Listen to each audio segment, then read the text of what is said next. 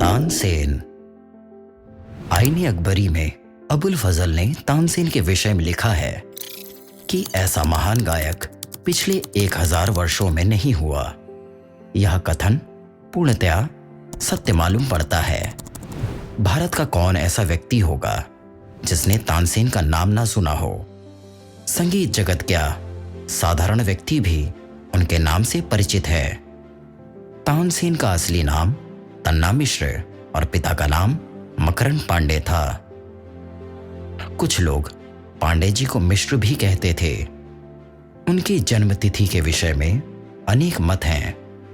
अधिकांश विद्वानों के अनुसार जन्म 1532 में ग्वालियर से 7 मील दूर बेहट ग्राम में हुआ। कुछ विद्वान 1506 तथा कुछ 1520 मानते हैं। कुछ भी हो, उनका जन्म काल 16वीं शताब्दी का पूर्वार्ध सर्वसम्मत से एक है। उनके जन्म के विषय में यह किंवदंती है कि बहुत दिनों तक मकरंद पांडे संतानहीन थे, अतः वे बहुत चिंतित रहा करते थे। किसी ने उनसे फकीर गौस से मिलने के लिए कहा। वे झट ग्वालियर जा पहुंचे। उनके आशीर्वाद स्वरूप उन्हें एक पुत्र रत्न उत्पन्न हुआ जिसे तन्ना के नाम से पुकारा गया। अपने पिता की एकमात्र संतान होने के कारण उनका पालन पोषण बड़े लाड प्यार से हुआ। बाल्यावस्था में वे बड़े नटखट और उद्दंडी रहे। केवल इधर उधर घूमना और एकाग्रचित होकर कोई काम न करना।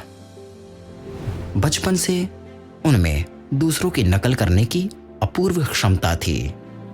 बालक तन्ना पशु पक्षियों तथा जानवरों की विभिन्न बोलियों की सच्ची नकल करता था और नटखट प्रकृतिवश हिंसक पशुओं की बोली से लोगों को डरवाता था। एक बार स्वामी हरिदास अपनी मंडली के साथ पास के जंगल से गुजर रहे थे। नटखट तन्ना एक पेड़ की आड़ में शेर की दहाड़ से उन्हें डरवाने लगा। साधु मंडली बहुत घबराई।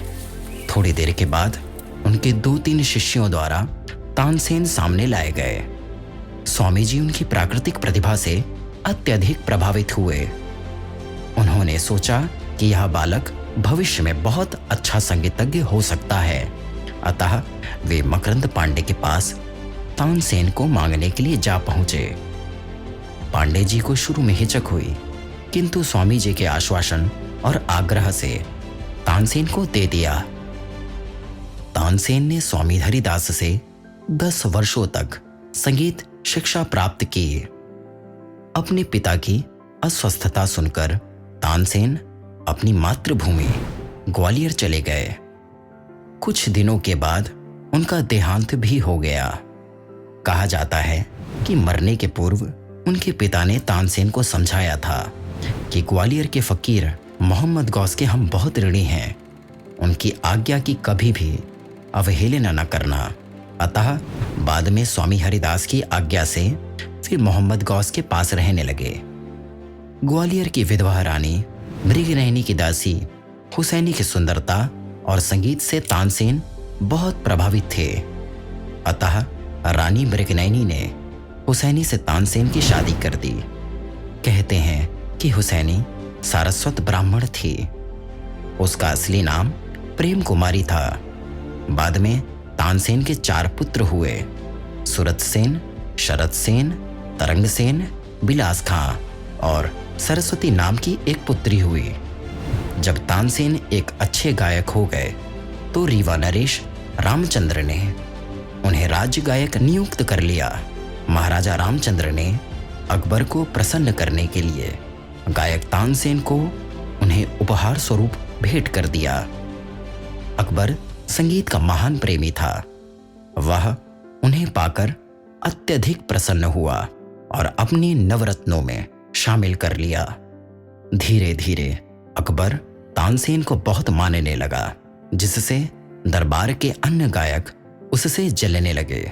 सभी गायकों ने अकबर बादशाह से प्रार्थना की कि तानसेन से दीपक राग सुना जाए और यह देखा जाए कि दीपक राग में कितना प्रभाव है।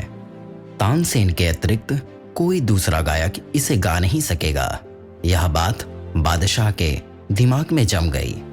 तानसेन के लाख समझाने पर भी बादशाह अपनी जिद पर अड़े रहे और तानसेन को दीपक राग गाना ही पड़ा। गाते ही गर्मी बढ़ने लगी और चारों ओर मानो अग्नि की लपटें निकलने लगी। श्रोतागण तो गर्मी के मारे भाग निकले, किंतु तानसेन का शरीर प्रचंड गर्मी से जलने लगा। बाद में उनकी पुत्री सरस्वती ने मेघराग गाकर अपने पिता की जीवन रक्षा की। बैजू बावरा तानसेन का समकालीन था। कहा जाता है कि एक बार दोनों में प्रतियोगिता हुई और तानसेन की हार हुई। इसके पूर्व तानसेन ने यह घोषणा करा दी थी कि राज्य में जो भी व्यक्ति गाएगा, तानसेन के साथ उसकी प्रतियोगिता होगी।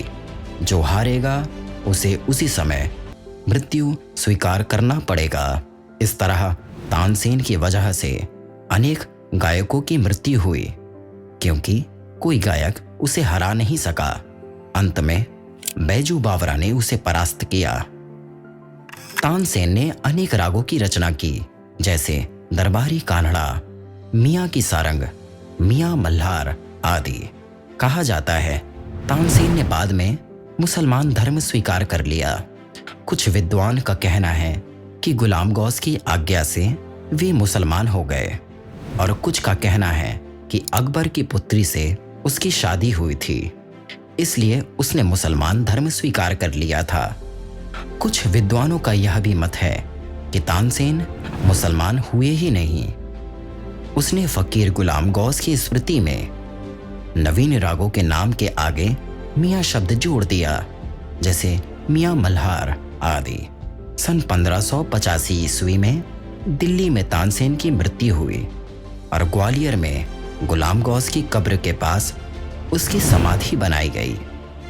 ग्वालियर में प्रतिवर्ष उसकी स्मृति में तानसेन समारोह के अंतर्गत संगीत के कार्यक्रम आयोजित किए जाते हैं।